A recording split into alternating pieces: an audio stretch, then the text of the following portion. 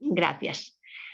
Pues lo dicho, con la jornada esta teníamos previsto hacer como 3 partes. Una parte que iba a hacer Juan Jimeno, miembro de la Plataforma por la Justicia Fiscal, el sector de la UNED, autor de varias publicaciones sobre fiscalidad justa y fundador y expresidente de Economistas sin Fronteras.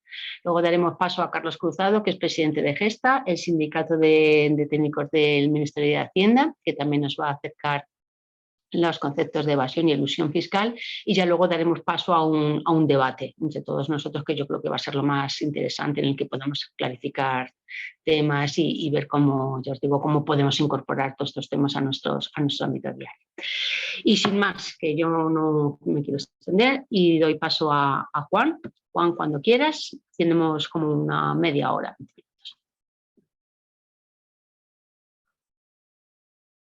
Muy bien, pues buenos días y encantado de compartir un poco unas reflexiones sobre la justicia fiscal que espero que sean útiles.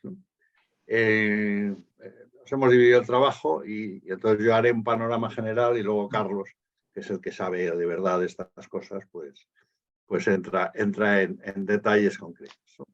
Bien, pues, ¿qué entendemos por justicia fiscal? Pues yo creo que casi todos tenemos en la cabeza esta idea, ¿no? Una recaudación tributaria progresiva y equitativa, de modo que todas las personas e instituciones paguen en función de su capacidad económica.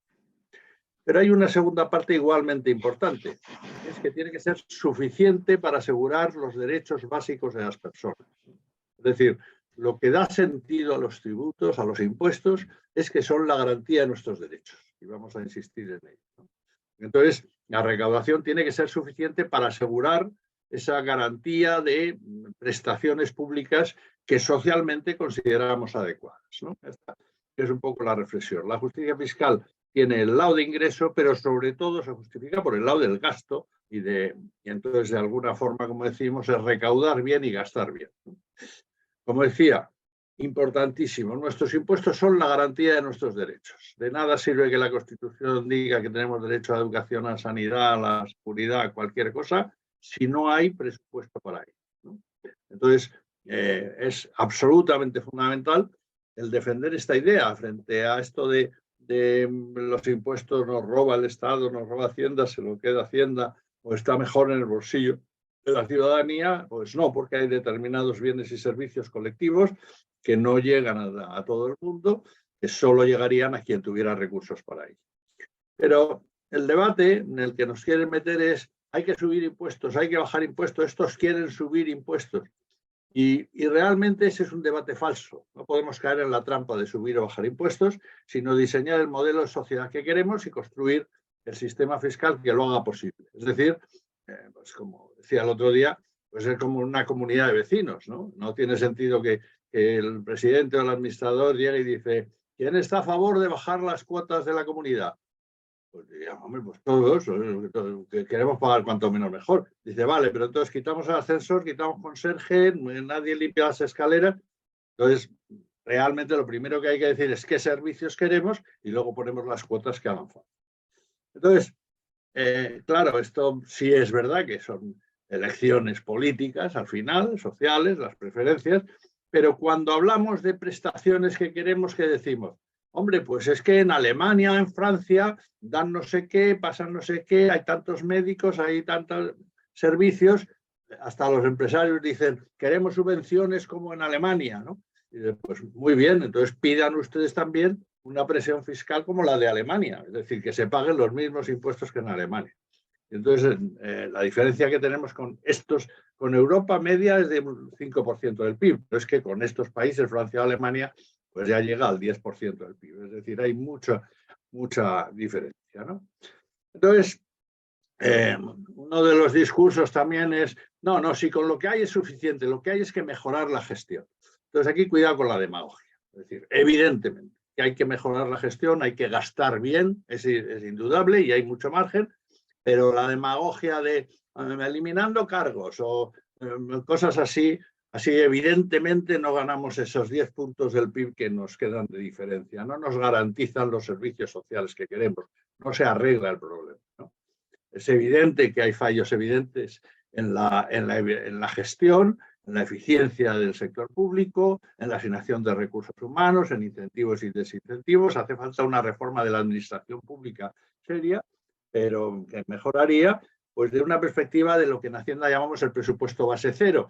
Es decir, sentarnos y empezar a discutir cada servicio, qué utilidad tiene, no hacer los cambios, es decir, suben los presupuestos un 5% para todos. No, hay que ver que hay servicios que a lo mejor hay que suprimirlos porque ya no tienen sentido y en cambio a otros darles un 20% de incremento. Y por supuesto para ello hay que evaluar las políticas y indicar prioridades adecuadas. Desde nuestra perspectiva, pues fundamentalmente importancia en lo social, que tenemos un déficit importantísimo con la Unión Europea. Y aquí hay un problema en que muchas veces son medidas que no lucen más que a largo plazo y claro, los políticos están demasiado preocupados por el corto plazo de las siguientes elecciones. Entonces, aquí hay que buscar mecanismos para que los intereses de largo plazo estructurales de mejora de la sociedad estén presentes, ¿no? Por supuesto, hay que corregir la corrupción, el sistema judicial que funcione, que haya conciencia y coherencia ciudadana. Es decir, que mucho criticar la corrupción, pero hemos visto gobiernos claramente corruptos que volvían a ser votados, ¿no? Lo cual no significa mucha burocracia en el control del gasto, porque esto lo que hace es dificultar la gestión y en cambio que los fraudulentos dominen esas triquiñuelas para salir adelante, sino más auditoría, más controlar los resultados y ver que se han utilizado bien que dificultar la gestión. Publicidad y transparencia y responsabilidad real a los gestores. Es decir, que no puede pasar, pues eso, que se construya un aeropuerto que nadie usa y no pase nada, ¿no? Pero vamos un poco al lado de los impuestos, que seguramente es en lo que pensabais que íbamos a hablar hoy, ¿no? Pues desgraciadamente, pues el sistema impositivo, diga lo que diga la Constitución, pues no es ni progresivo ni equitativo, ¿no?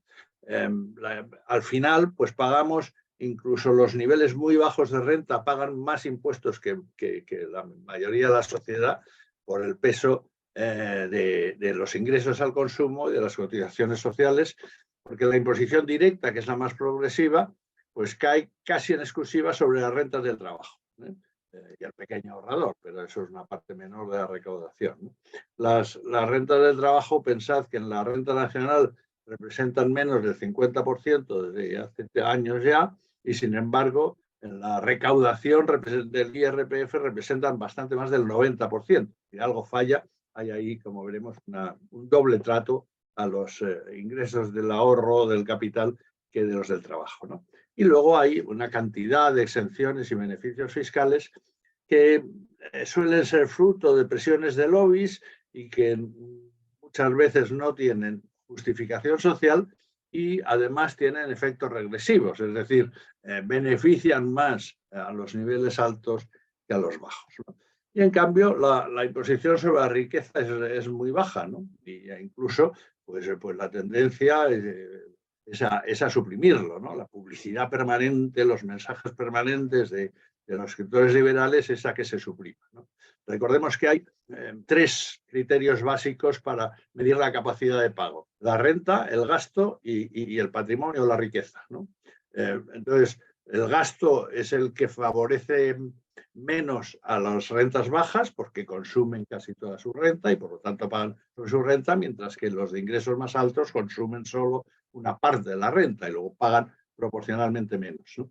Pero la renta pues es un buen índice, pero donde realmente hay diferencias es en riqueza, ¿no? Ahí la diferencia, pues están saliendo todos los días los datos, que como un 1% de los españoles tienen el 70% más riqueza que el 70% de la población, ¿no? Como no digamos en el mundo, etcétera, ¿no?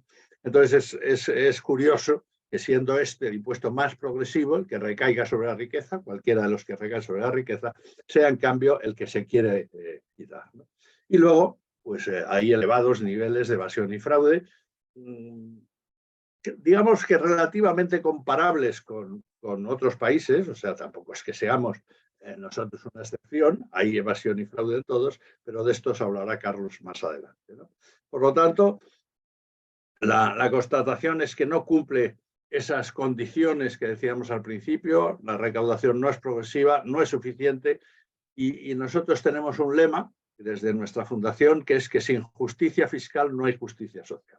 Y afortunadamente, pues es un lema que ha hecho fortuna, y ya lo oímos a veces en los discursos políticos y en artículos, y es importante subrayarlo, ¿no? Si no hay ingresos, no va a haber programas sociales, no va a haber políticas sociales, y porque en cambio las que no van a fallar sin duda son las de seguridad, defensa y demás, esas seguro que tienen recursos. Cuando hay recortes nos afecta aquí, ¿no?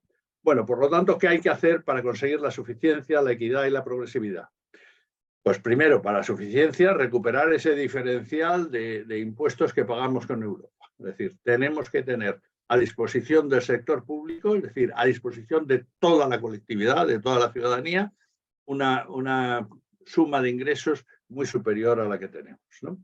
Segundo, la lucha efectiva contra el fraude y la evasión, como decía, hablará Carlos mejor de esto. Una tercera idea sería simplificar tributos, ¿no? Como hemos dicho, los tributos a veces se hacen demasiado complejos, la gente normal pues no entiende el lenguaje, no sabe de qué va. La profusión de beneficios fiscales pues favorece el fraude y dificulta la gestión, y por lo tanto hay que revisarlas y suprimir buena parte de ellas, ¿no? Porque benefician, también hablará de ello supongo Carlos, pues fundamentalmente, por ejemplo, en sociedades, a las grandes sociedades, ¿no? Frente a la pequeña y mediana, ¿no? Hay que recuperar progresividad. Que hablábamos, es curioso, en el IRPF, el buen trato que tienen la renta, el capital financiero y las grandes fortunas que se van de rosita sin pagar impuestos. Por lo tanto, nuestra idea es, no hay que subir impuestos, ¿no? Es decir, cuando decimos hay que recuperar el nivel de presión fiscal con Europa, el mensaje es, no es subir impuestos, sino que aquellos que no pagan, paguen lo que deben pagar desde criterios de equidad, ¿no? Entonces, ¿qué privilegios hay? Pues evidentemente ya he destacado dos, ¿no? De los defraudadores y evasores frente a los honrados, y de las rentas de ahorro en relación con las de trabajo. Es decir, que no es normal que paguen de distinta forma. Precisamente el ahorro que crece con el nivel de renta pague menos impuesto que el trabajo, que es el que soportamos la gran mayoría de la ciudadanía, ¿no? También de las grandes empresas en relación con las pequeñas y medianas. También hablará más Carlos de esto, pero tienen sin duda muchos más medios para buscar vías de eludir el pago de impuestos, ¿no? De las transacciones financieras en relación con el resto, ¿no? Ahora, muy valientemente, el gobierno ha puesto en marcha un modesto impuesto sobre transacciones financieras, pero hay que generalizarlo y hacerlo realmente sobre transacciones financieras. No tiene sentido que cualquier compra que hagamos, incluido el pan, ¿no?, pague impuestos, y en cambio, pues las transacciones financieras no paguen ningún impuesto. En general, del capital financiero en relación con el inmobiliario, es decir, que dentro del patrimonio, el inmobiliario sí soporta una presión importante entre ayuntamientos y el mismo impuesto sobre la renta, transmisiones, etcétera, y en cambio el capital financiero se va de rositas, ¿no? Entonces, como veis, pues está aquí capital financiero, transacciones financieras, renta del ahorro. Es decir, que ya vemos qué lobby hay detrás de todos estos tratos privilegiados en el impuesto, ¿no?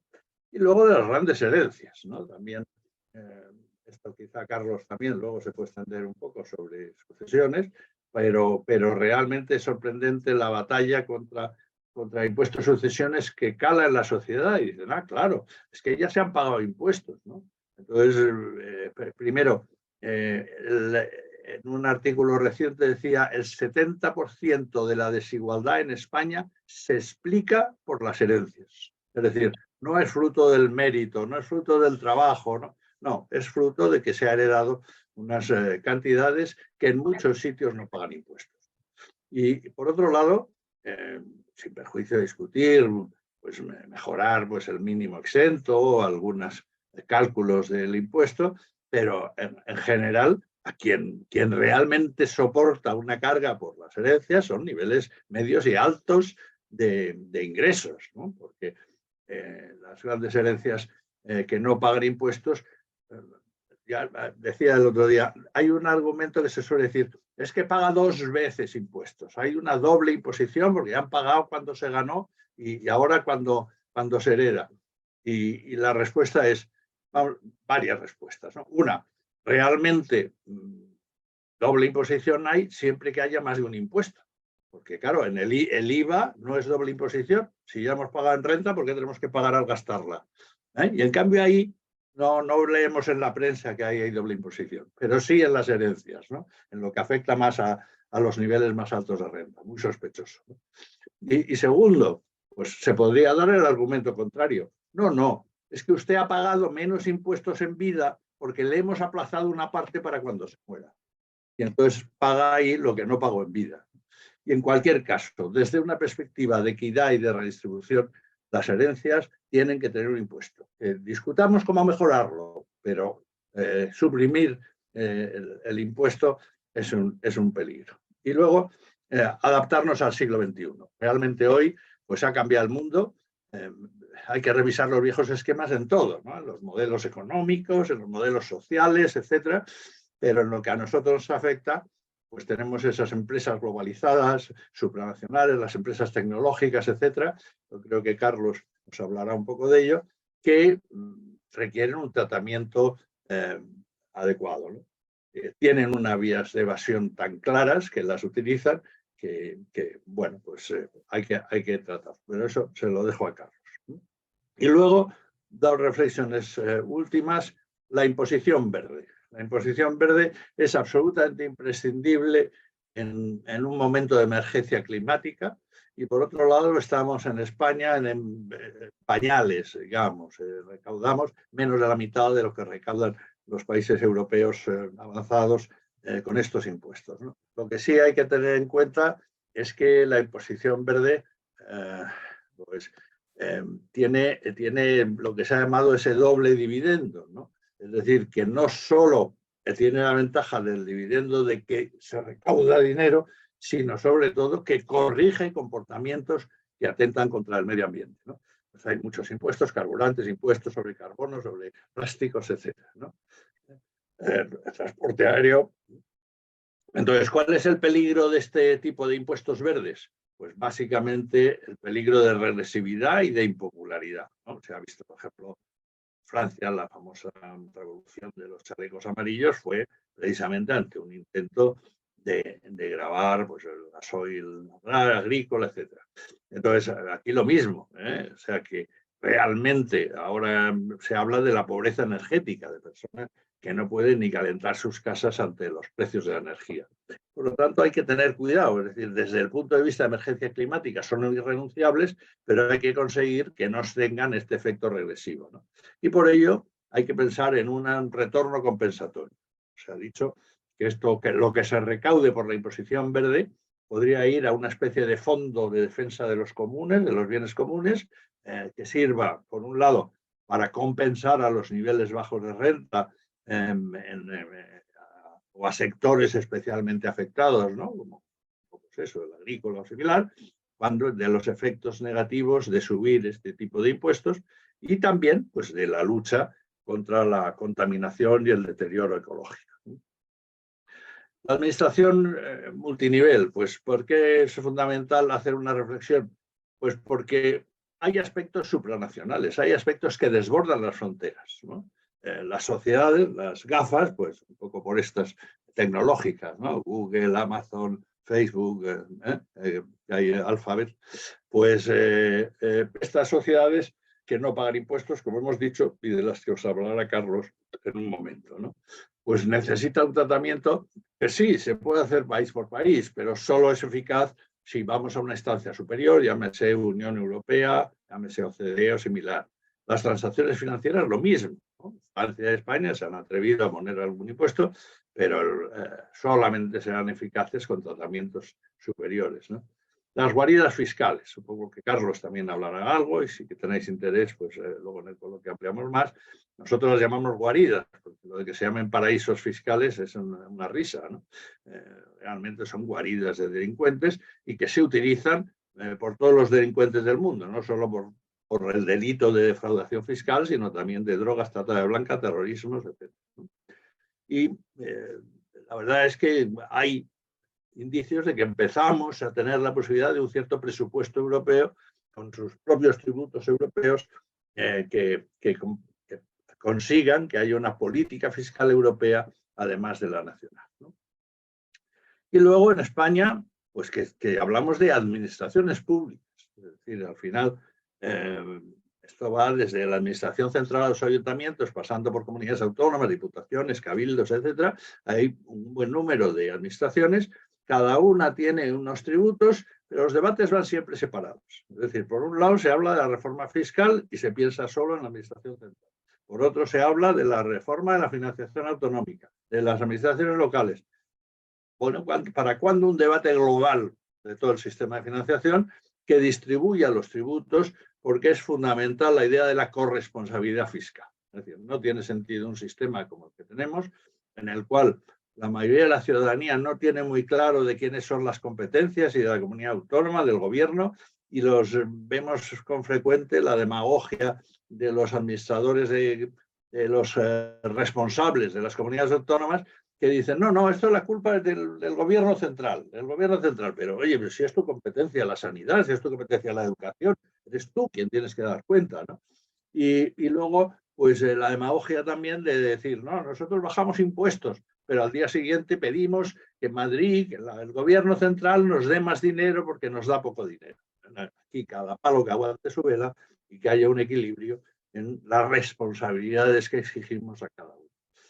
Y luego coordinación, es fundamental. Ahí yo creo que con la pandemia se ha notado expresamente, pero seguramente también en la propia Hacienda, en sanidad, en educación. Una vez que se transfieren competencias, es fundamental que el gobierno central asuma que su labor fundamental es coordinar, ¿no? Eso yo creo que hasta ahora no se ha hecho consciente de esa necesidad, y ya digo que se ha echado de menos en la pandemia, ¿no? Bueno, voy a resumir porque tengo que dar paso a Carlos y porque además creo que es importante el que luego, un poco aquí estas ideas que os he ido soltando en plan casi telegrama, pues vosotros y vosotras pues preguntéis en aquello que os interese especialmente o que queráis que aclaremos, ¿no? Sin justicia fiscal no hay justicia social, y justicia fiscal es gastar bien y recaudar bien. Los dos lados son fundamentales, ¿no? Sin ingresos suficientes hay bajos servicios. Ese discurso de que bajando impuestos van a subir la recaudación no está demostrado en ningún sitio, ¿eh? Si ha subido la recaudación es bien porque ha subido en todos los lados, en el caso español, que ha subido en el último año, y por lo tanto, pues también en los sitios en los que han bajado algún impuesto, pero en cualquier caso, pues en Estados Unidos, por ejemplo, cualquier bajada de impuestos, además a los ricos, curiosamente, pues lo que llevó es a un déficit importante de la administración, ¿no? O la alternativa es endeudamiento reciente, es decir, va creciendo la deuda y entonces pues se vive en la falacia, pues como cualquier empresa en crisis, que ante vamos perdiendo dinero, bueno, nos vamos endeudando hasta que explota, ¿no? O ambas cosas, porque claro, ¿qué ocurre? Al crecer la deuda, se convierte la carga de la deuda, pagar los intereses y las devoluciones, en la primera partida presupuestaria a costa de otras políticas sociales, ¿no? Otra idea fundamental, no hay que bajar impuestos ni subirlos, no ese es el debate, sino que hay que recaudar más de los que pagan de menos, ¿eh? Y he enumerado ahí algunos factores y Carlos insistirá en algunos. Y luego para esto es fundamental la sensibilización y la conciencia ciudadana. Nosotros presionamos en la ley de educación, la reforma educativa, para que se incluyera la conciencia fiscal y la importancia de los impuestos en la asignatura de formación ciudadana, de valores, y lo conseguimos, ¿eh? O sea que a veces la lucha tiene éxito, y ahora estamos luchando también porque la agencia tributaria tiene una partida para sensibilización, para campañas de concienciación ciudadana, y no la ha utilizado en los últimos 5 años o 10 años. Entonces, pues parece ser que este año ya sí se va a utilizar, ¿no? Bueno, pues ahí dejo paso a Carlos y perdonad por el rollo que os he soltado. Bueno, buenos días. En primer lugar, felicitar a Juan, como no, por su por su visión tan amplia, a la vez tan sintética, pero tan descriptiva y tan pedagógica de la situación, ¿no? Yo no tengo presentación. Yo, a la vista de la presentación de Juan, que tocaba todos los puntos, pues yo, como lo que voy a hacer es centrarme un poco más en algunos aspectos, como él ha dicho ya, sobre todo sobre el fraude fiscal, pues no he preparado presentación. Va a ser un poco más aburrido, pero voy a intentar pues que no lo sea, ¿vale? En primer lugar, hay que decir que en España ahora mismo, y a la vista de pues, un poco de la exposición de Juan, hay tres problemas fundamentales con nuestro sistema tributario, ¿no? Por un lado, la falta de equidad. Ahora veremos cómo nuestro sistema pues, no se ajusta a ese artículo 31 de nuestra Constitución, que dice que todos contribuirán al sostenimiento de los gastos públicos, de acuerdo con un sistema justo, inspirado en principios de igualdad y progresividad. De manera que de aquí deducimos pues, tres principios fundamentales, como es el de generalidad, el de igualdad y de progresividad. Y ahora veremos cómo pues, no se dan completamente o no se dan satisfactoriamente estos principios en nuestro sistema, ¿no? Esto es a lo que me refiero con esa falta de equidad. Hay otra cuestión fundamental y es la falta de suficiencia, a la que también se ha referido de alguna manera Juan, y es el hecho de que no estamos recaudando lo suficiente. O sea, no estamos recaudando bien porque el sistema no es equitativo o no en la medida en la que lo establece nuestra Constitución, y ahora veremos por qué, pero tampoco está recaudando lo suficiente para mantener y acrecentar nuestro estado de bienestar, ¿no? Por un lado tenemos ese diferencial al que ya se refería Juan en presión fiscal con respecto a la media de la Unión Europea, que es cierto que tras la pandemia o a raíz de la pandemia pues ha bajado un poco ese diferencial. Ahora estamos en cerca de 4 puntos, según que nos comparemos con la media de la Unión,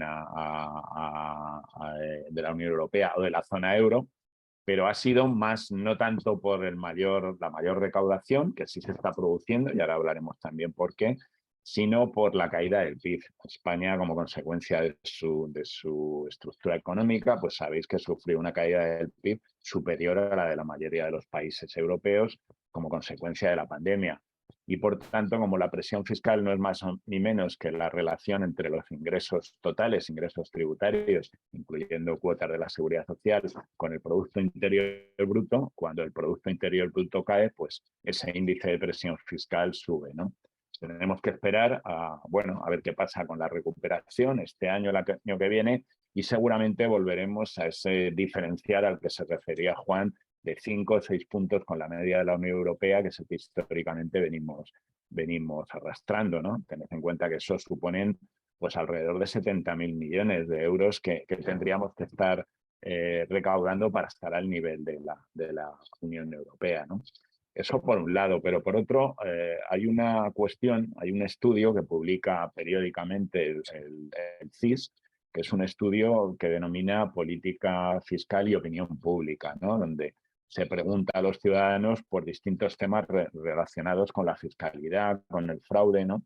Y ahí, de ahí podemos deducir algo también importante, y es que según la inmensa mayoría de los ciudadanos, se dedican pocos recursos a prácticamente todos los capítulos del gasto social, a educación, a sanidad. Tengo los datos por aquí del último que se publicó en julio del año pasado. Por ejemplo, el 57% de los ciudadanos piensan que no se dedican suficientes recursos o que se dedican pocos recursos, muy pocos recursos a enseñanza. El 72%, esto se ha incrementado tras la pandemia, piensan que no se dedican o se dedican muy pocos recursos a sanidad. El 66% que se dedican pocos a vivienda, casi el 56% a seguridad social o a pensiones, el 85% a investigación, a servicios sociales más del 52%. Y lo curioso, lo destacable de este estudio es que estos datos se repiten si vemos en el anexo del estudio los datos o las contestaciones de los ciudadanos en función de su voto, en función de su orientación política, porque vemos que esta opinión es prácticamente transversal. O sea, vemos partido por partido a que vota el ciudadano que contesta y vemos que están más o menos en los mismos niveles. O sea, que mayoritariamente los ciudadanos piensan que no que no se dedican suficientes recursos a todos estos capítulos del gasto social, lo cual está evidenciando que nuestro sistema fiscal pues es incapaz de recaudar lo suficiente para atender a todo esto, ¿no? En cuanto a la equidad del sistema, también en este estudio del CIS tenemos un dato importante, y es que el 80% de los ciudadanos piensan que los impuestos no se recaudan, no se cobran con justicia. El 80%. Y además esto también transversalmente se da. Se da porque en todos los partidos, en todos los votantes de los partidos, están más o menos en ese nivel. El 80% piensan que no se recaudan con justicia, ¿no? Y luego, en relación con el fraude, también el estudio lo que nos dice es que el 90% de los ciudadanos, e insisto que también se repite más o menos esos porcentajes en función del partido al que vota el ciudadano, el 90% piensan que existe bastante o mucho fraude. Por tanto, de este estudio ya podemos deducir que efectivamente los tres problemas a los que me estaba refiriendo en relación con el sistema tributario, al menos los ciudadanos tienen una percepción importante de que son, ¿no? De que son estos problemas, de que no recaudamos suficiente, de que el sistema no es justo y de que hay mucho fraude, ¿no? Y en ese sentido, bueno, pues es importante destacar sobre todo la transversalidad. Esto quiere decir que los ciudadanos muchas veces están, o mejor dicho, los partidos o algunos partidos que nos están planteando propuestas, digamos, muy liberales, ¿no? De bajadas de impuestos masivos, incluso de recortes del estado de bienestar, no se corresponde con la opinión incluso de sus propios votantes. Ya digo que los votantes de partidos que están en esa línea, pues la opinión que tienen mayoritariamente es esta, ¿no? También mayoritariamente triplican los ciudadanos que piensan que el sistema se tiene que apoyar sobre impuestos directos, a los que se refería antes Juan, impuestos sobre la renta, impuestos de patrimonio, en función de la riqueza, de los ingresos, que sobre los impuestos indirectos, como el IVA, impuestos sobre el gasto, que por su propia naturaleza son regresivos y son más injustos, ¿no?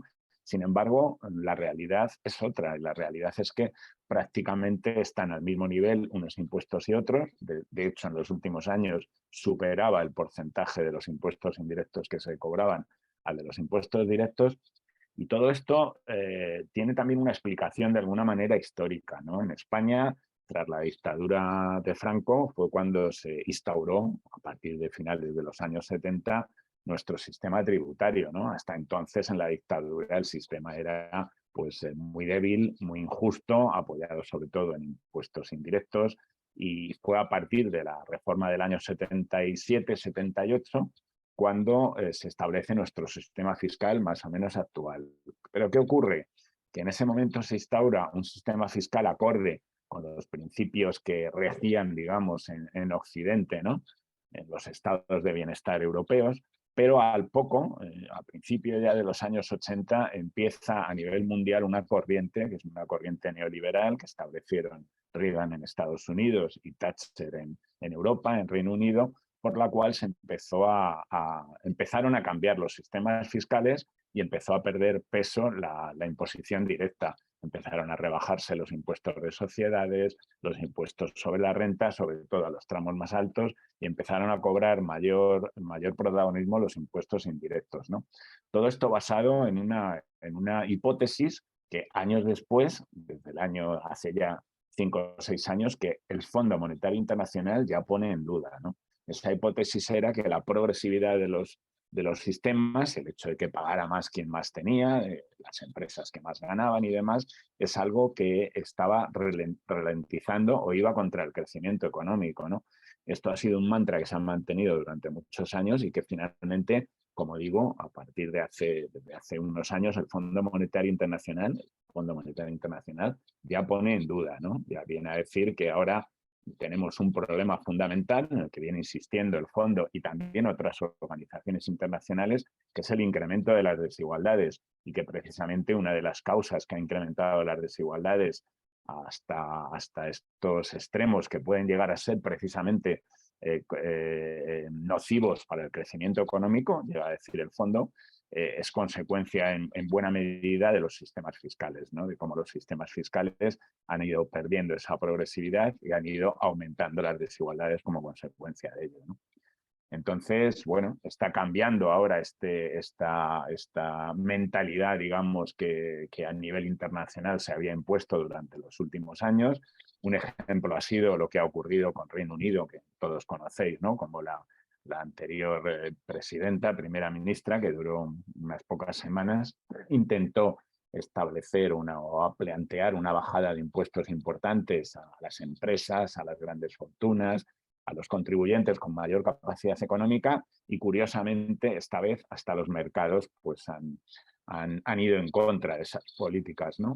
En este momento, esa idea de que hay que reducir desigualdades, al margen de cuáles son los motivos por los que el Fondo Monetario Internacional o los mercados, ¿no? Como ha ocurrido ahora, pues están hablando de la necesidad de corregirlos, bueno, como digo, al margen de los motivos que pueden ser la propia supervivencia del sistema, ¿no? Porque hay que recordar lo que pasó tras la Segunda Guerra Mundial, con el nacimiento de los estados de bienestar en Europa, como en Estados Unidos llegó a haber tarifas del impuesto sobre la renta que llegaron al 90%.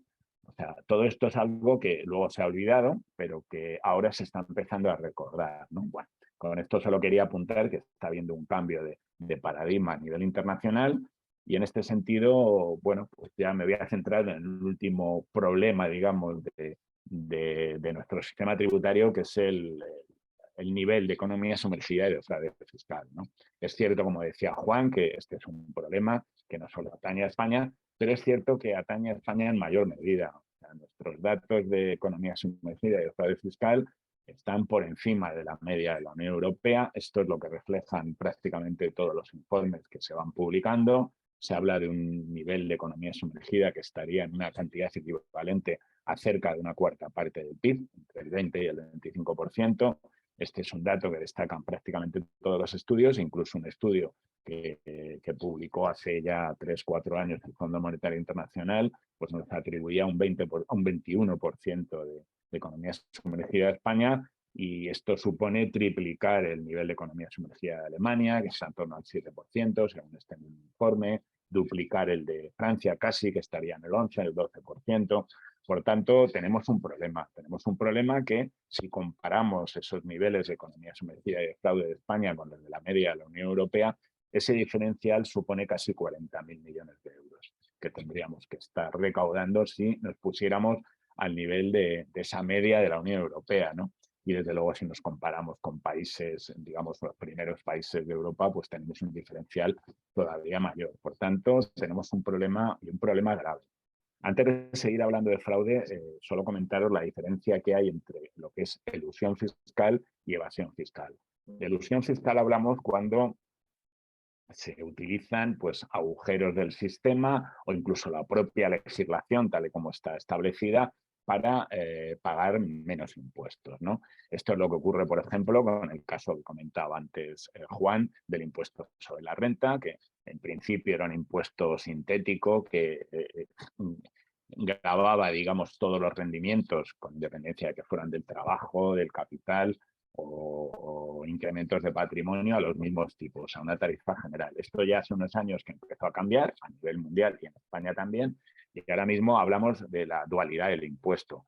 No tributan igual los rendimientos de capital, se les llama rendimientos del ahorro para darles, digamos, un toque así como más sofisticado o como más proclive a que sea mejor tratado, pero son rendimientos de capital y tributan a tipos sensiblemente inferiores a los rendimientos del trabajo, aunque es cierto que en los últimos años este gobierno ha ido incrementando el porcentaje que pagan los rendimientos de capital, pero aún así está muy diferenciado esos rendimientos, o sea, la tributación de esos rendimientos de la de los rendimientos del trabajo, lo que pagan pensionistas y trabajadores, ¿no? Esto podemos decir que entra dentro de la ilusión. También el hecho de que bueno, pues las grandes fortunas se aprovechen de esas sociedades de inversión en capital variable, de las SICAV, por las cuales, bueno, pues no es que tributen un 1%, que es cierto que tributan al 1% esas sociedades, pero lo importante es que en tanto no se hacen efectivas las ganancias que van teniendo esas sociedades, pues no se tributa. Se va demorando la tributación. Son sociedades que están contempladas como sociedades de inversión colectiva y que, sin embargo, son utilizadas por personas o por familias de grandes patrimonios para demorar esa tributación, ¿no? Es otro ejemplo más.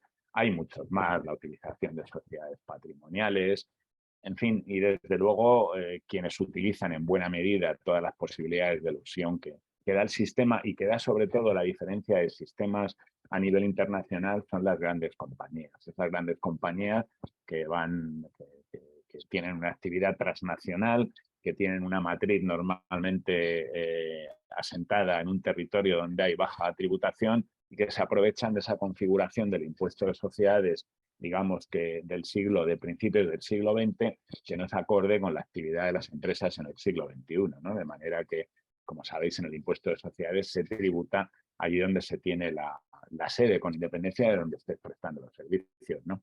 Y de hecho, pues si hablamos de las empresas tecnológicas, ya no solo de las transnacionales en general, pues vemos cómo, sin contar ni siquiera con estructura en muchos países, sin embargo, están teniendo ingresos importantes a través de Internet, a través del comercio online y de la prestación de servicios online sin tener infraestructura personal ni capital en algunos países, ¿no?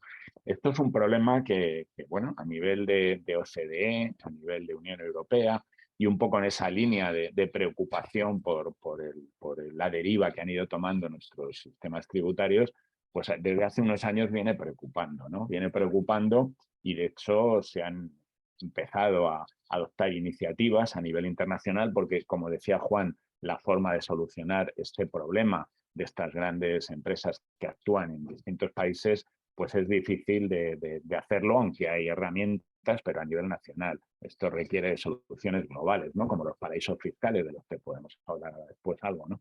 Y en ese sentido, bueno, pues en la OCDE ha habido un acuerdo, un gran acuerdo ya para lo que llamamos dos pilares. El pilar 1, que se refiere a la posibilidad, a la fórmula para que empresas con matriz en territorios de baja fiscalidad, sin embargo, tributen también en países donde están prestando sus servicios, ¿no? Es cierto que todo esto va muy lento, todas estas decisiones van muy lentas. Es cierto que los grandes lobbies de estas grandes empresas van parando, van haciendo que todo este proceso vaya muy despacio, pero bueno, se van dando algunos pasos, ¿no?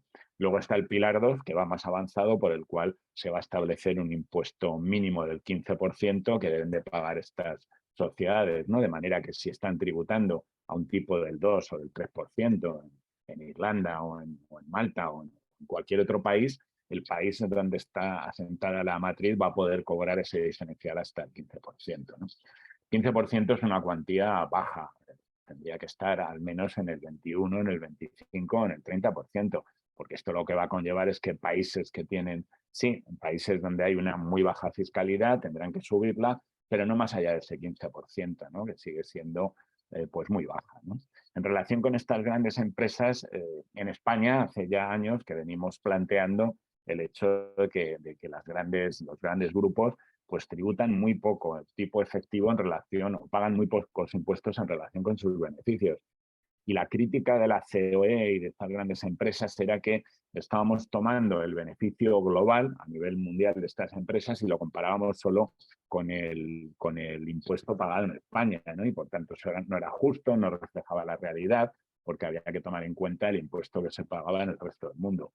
Bueno, pues ahora ya tenemos otro dato, ¿no? Y es que según estos datos, el último dato de recaudación en España de lo que tributan, de los tipos efectivos de las grandes empresas, tenemos que, mientras que los grandes grupos las empresas que tributan como grupos consolidados, están pagando apenas un 5% de tipo efectivo en relación con sus beneficios, las empresas que no declaran como grupo, que podemos decir que serían las pymes, están pagando un 17%. O sea, más que triplican el porcentaje que pagan las pymes al de las muy grandes empresas, ¿no? Este es el dato que, como digo, criticaban porque dice que no recoge los beneficios, o mejor dicho, los impuestos pagados por estas grandes empresas fuera de España. Pero es que ahora, desde hace unos años, 4 años, creo, 3, 4 años, ya se está publicando un acuerdo a nivel europeo también, por el cual las empresas que tienen una facturación superior, una cifra de negocio superior a los 750 millones, imagináis, son muy grandes empresas, ¿no? Estos grupos de empresas tienen que dar información a la agencia tributaria, en el caso de España, de lo que pagan de su actividad en todo el mundo y lo que pagan, los impuestos que pagan en el resto de países. Esta información no es pública, es algo que ahora se está también intentando que lo sea para que los ciudadanos puedan conocer lo que realmente paga cada uno de estos grandes grupos, ¿no? Grandes grupos industriales, textiles, bancarios. Hasta ahora no lo sabemos, pero sí tenemos la estadística, esta sí la publica la agencia tributaria, sin dar los nombres, pero tenemos la estadística de lo que pagan. Y a ella se computa lo que están pagando fuera de España, ¿no? Y tenemos que estos datos lo que reflejan es que efectivamente lo que estábamos diciendo era cierto. Pagan muy poco porque fuera de España en muchos sitios no pagan o pagan también poquísimo, ¿no? A través de sus filiales, ya no las que están en paraísos fiscales, sino en territorios incluso europeos, como Irlanda, como Holanda, como Malta, que aun siendo países de la Unión Europea, como sabéis, tienen unos regímenes muy preferenciales para las grandes empresas, ¿no? Y ahora el dato es que de los 120 grupos, de los 124 grupos españoles que tienen esa cifra de negocios superior a los 750 millones de euros, 23 de ellas pagan de media un 2,5%. Y aquí ya teniendo en cuenta los beneficios y los impuestos pagados en todo el mundo, ¿eh? Y 15 están pagando de media un 7%, de manera que más del 30% de estos grandes grupos, 38 de estos grupos, pagan menos del 10%. Con lo cual, bueno, pues toda esta excusa o todas estas pegas que ponían desde OCDE, desde determinados sectores a esa estadística de la agencia tributaria, decían que no reflejaba la realidad, pues ahora parece que sí la refleja, ¿no? En definitiva, pues tenemos un grave problema con el impuesto de sociedades. Es el único impuesto que no solo no se ha recuperado desde la primera crisis financiera, desde la crisis financiera de 2007, sino que estamos recaudando apenas un 40% de lo que se recaudaba en 2007. A pesar de que, obviamente, las empresas han recuperado y han superado sus niveles de facturación de aquella época, ¿no? Por tanto, tenemos un problema muy grave con el impuesto de sociedades, que es cierto que requiere de soluciones a nivel global. Al margen de las que se toman en España, se han tomado algunas, como esa a partir ya del año pasado tienen que tributar un 15% al menos las empresas, aunque es cierto que es un 15% sobre la base imponible, con lo cual eso difiere mucho de lo que es el resultado contable como consecuencia de los ajustes y de todas las deducciones a las que pueden acceder, que como comentaba antes pues es otra de las cuestiones. Al margen de este problema con las transnacionales, lo cierto es que las mayores empresas son las que más posibilidades tienen de acudir a deducciones, a bonificaciones, las que tienen mejores departamentos de asesoría fiscal y las que por tanto utilizan, y esto lo arrojan los datos de la estadística de la agencia tributaria, arrojan pues una mayor utilización, mucho mayor que respecto a las pymes, de todas las bonificaciones, ¿no? Hablábamos de elusión, y elusión es esto, y elusión es pues la posibilidad que tienen las grandes fortunas de no tributar en renta, ¿no? Esto es algo en lo que han coincidido en su día José María Aznar, el presidente Aznar, y ahora el presidente Sánchez. Hace muy poco repetía una frase que había dicho Aznar, y es que las grandes fortunas, los ricos, no pagan impuestos sobre la renta. Claro, lo curioso es que cuando esto se repite, cuando ya lo dijo Aznar hace tantos años y lo ha dicho ahora Sánchez hace relativamente poco, aunque es verdad que lo decían con distinta intención, pero bueno, el dato era el que daban, ¿no? Pues lo que llama la atención es que pasen los años y no se corrija esa situación, ¿no? ¿Por qué no se corrige? La ilusión se consigue luchar cambiando las leyes. Otra cosa es la evasión, que ahora me referiré a ella, ¿no? La evasión es incumplir las leyes para rebajar la factura fiscal, para no pagar impuestos. El fin es el mismo que el de la elusión, pero el medio es distinto porque se están incumpliendo la ley, ¿no? Y ahí es donde hay una diferencia. Es cierto que muchas veces la elusión y la evasión se separan por una línea muy fina, ¿no? Y lo vemos en muchos casos, sobre todo es muy expresivo el caso de los deportistas, ¿no? Estos futbolistas de élite, estas grandes fortunas, que es lo que son, que hemos visto muchas veces que han pasado por los juzgados, ¿no? Han sido condenados, algunos absueltos, pero han tenido muchos problemas. ¿Por qué? Porque como grandes fortunas que son, establecen con sus asesores pues procedimientos para intentar pagar lo menos posible, valiéndose esas posibilidades de elusión que tienen. Pero muchas veces incurren, o a veces se incurre en verdaderos incumplimientos legales, ¿no? Se establecen entramados societarios que a veces están ahí dentro de la legalidad, otras veces están en el borde, y ya cuando estos entramados para ellos se utilizan paraísos fiscales, como hemos visto en tantos casos de Cristiano Ronaldo, de Messi, de tantos futbolistas, pues ahí ya lo que estamos es incurriendo en evasión y en delitos fiscales, ¿no? Por los cuales pues, han sido condenadas muchas de estas personas. Por tanto, la elusión y la evasión a veces están separadas por una línea muy fina, ¿no? Muchas veces se dice, y habréis oído, que el nivel de fraude está relacionado con la mayor presión fiscal, ¿no? Se dice por parte de algunos sectores, habréis oído decir que España es un infierno fiscal, ¿no? Esto es absolutamente falso. España está en un nivel de presión fiscal más bajo que la media de la Unión Europea, pero nuestro sistema fiscal, nuestros tipos en los impuestos que aplicamos y demás están más o menos en consonancia con los de cualquier país homologable de la Unión Europea. Desde luego no con Andorra, claro, donde hay un sistema tributario que prácticamente no pagan tienen un impuesto sobre la renta, quiero recordar ahora que es del 10% fijo o algo así, pasa con países como Estonia, como otros países donde bueno, no son países con los que nos vamos a comparar, ¿no? Nos tenemos que comparar con los grandes países europeos donde ni hay infierno fiscal ni lo hay aquí, ¿no?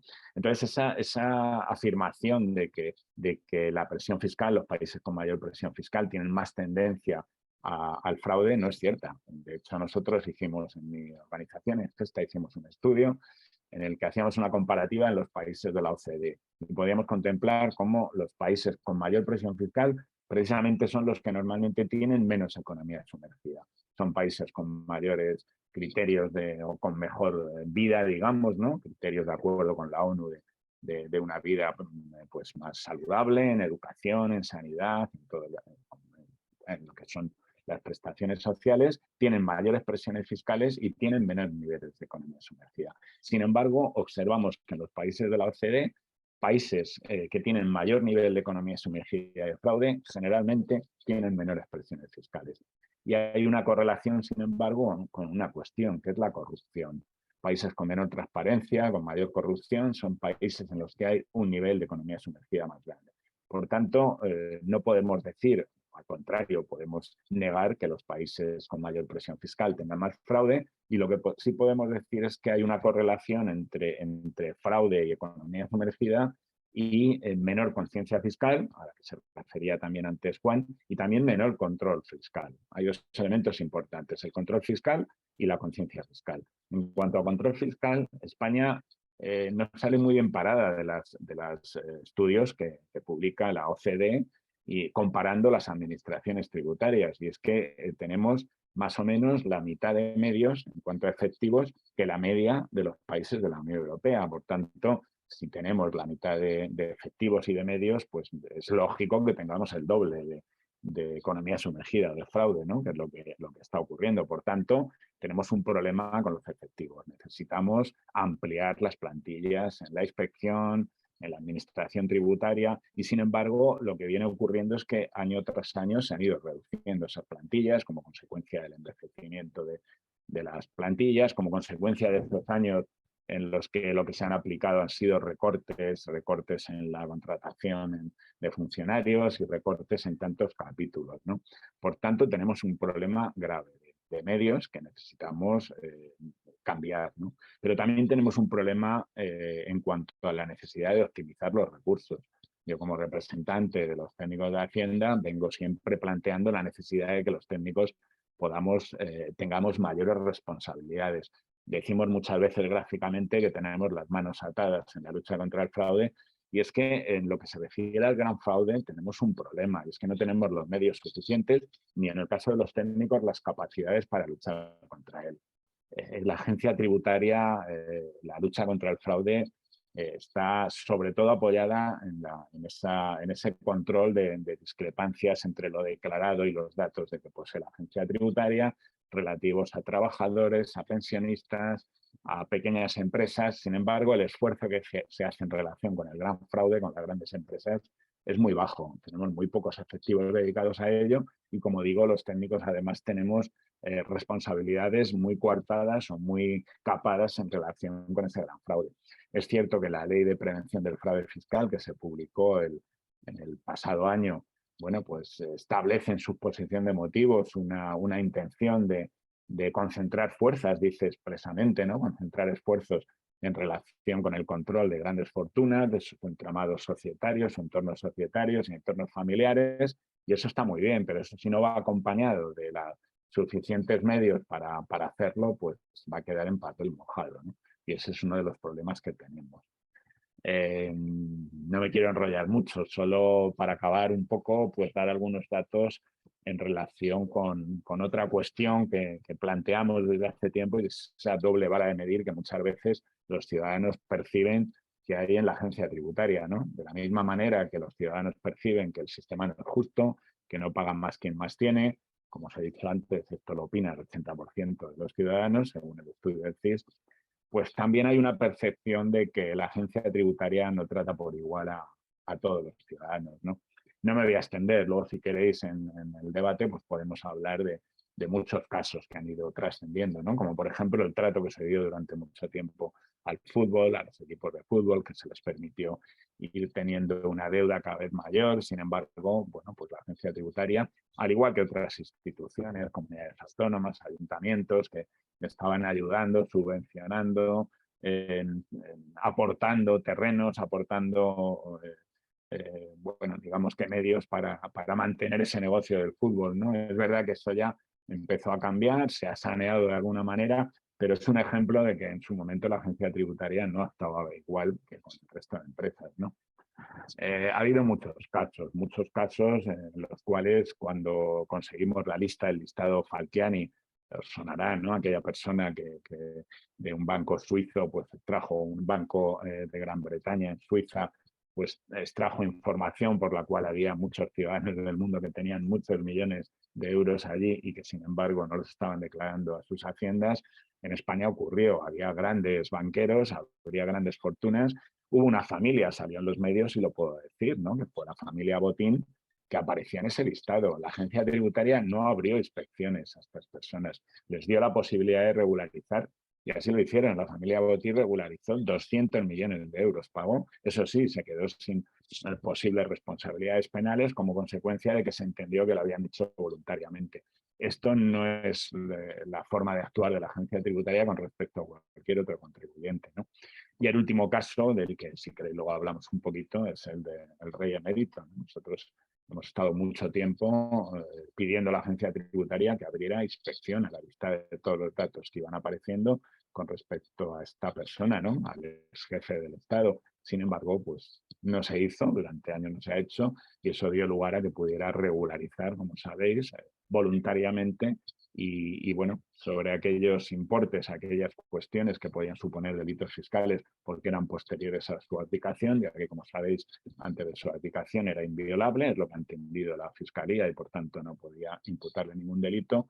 Sin embargo, la dejación, porque nosotros lo vemos así, la agencia tributaria tenía que haber abierto una investigación, desde hacía años que aparecían informaciones, no lo hizo y eso facilitó que pudiera regularizar, ¿no? Bueno, no sé, podemos hablar de muchos temas, yo creo que tampoco se trata de aburriros demasiado. Ahora si queréis podemos abrir el debate y ahí pues podéis preguntar y podemos entrar en mayores cuestiones. Vale, gracias.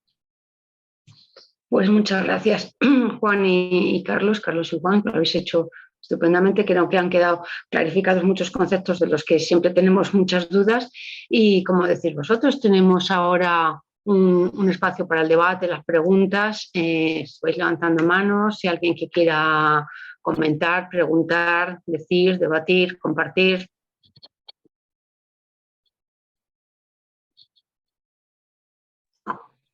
Julia, empieza. Sí, buenos días. He aprendido un montón, me han quedado bastantes dudas, pero también me han quedado ganas de aprender más. Vale, dos comentarios. Vamos a ver, me llamó la atención algo que comentó, me parece que fue Juan, espera, no, fue Carlos en este caso, que dijo que las cotizaciones de la Seguridad Social se estaban sumando como impuestos. considero que es un gran error y además induce a más errores, porque realmente tienen que ir aparte. De hecho, se supone que van en una caja aparte. Y yo creo que tiene que ver también porque yo cuando busco el rastro para temas de pensiones, cuando busco el rastro de ese dinero que pagamos todos y paga la empresa y pagamos nosotros, en la proporción que corresponde, cuando intento seguir el rastro desde que sale de nuestros bolsillos hasta que vuelve en pensiones y en otro tipo de servicio social, me pierdo. Y me pierdo, creo que generalmente es por eso, porque me lo incluyen de golpe dentro de los presupuestos generales del Estado, cuando creo que eso debería ir en una cuenta aparte. Eso era un tema. Y el otro tema era respecto a los planes de pensiones privados, que cuando hablamos de un plan de pensión privado, ya sabemos todos que realmente estamos hablando de fondos de inversión, además no garantizados y todo esto. Pero sacarme de dudas, yo creo que estoy en lo cierto. Es el único fondo que paga 2 veces por el capital. O sea, pagas por tu dinero cuando tú lo ganas, lo metes en ese fondo y si tú pagas solamente por el rendimiento del dinero metido, perfecto. Pero es que vuelves a pagar por rescatar ese dinero tuyo. Son los dos temas que me han quedado así en el aire. Sé que es una para cada uno de vosotros. Si podéis, me ayudáis, me contestáis. Gracias. Sí, sí. Bueno, en relación con la primera, ¿no? Con la primera, no es que se consideren impuestos. Yo he Carlos, dicho que... Sí, yo haría una sugerencia, que sí. hubiera una ronda de Vale, participaciones de ellos venga, vale, y luego hablamos nosotros, para no acaparar nosotros demasiado. venga, vale, Vale. vamos anotando. Sí. Sí, la verdad es que sería lo mejor. Entonces tenemos una palabra también pedida, José Luis. Sí, yo,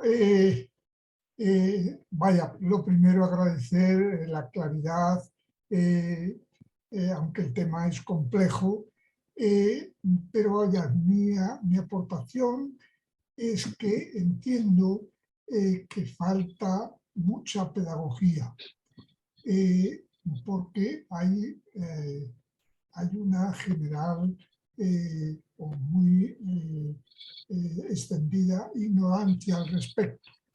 Es decir, en las campañas publicitarias o en las campañas con motivo de las elecciones, pues un determinado tipo de partidos, los partidos conservadores, pues hacen alarde de bajada de impuestos. Pero, sin embargo, nadie pone en claro que recaudar menos, pues luego tendrá como consecuencia menos servicios. Pero además, la mayor parte de los votantes no les afectan esas bajadas de impuestos. Generalmente las bajadas de impuestos, como muy bien habéis dicho, están más centradas en las fortunas, en las rentas de capital. Entonces, pues está claro que igual, probablemente porque la propaganda o los medios de información, los periódicos de mayor tirada, están en poder de las fortunas, pues lo cierto es que eso llega más y yo creo que el Estado, a través de los medios de comunicación, de la televisión, etcétera, debería de emplear más recursos en formar a la gente, porque de lo contrario nos dejamos llevar, y ya no digamos en el caso concreto de los futbolistas, cantantes, si la gente aficionada a esas cosas supiera de esos fraudes, pues a lo mejor eran menos vivos. Muchas gracias.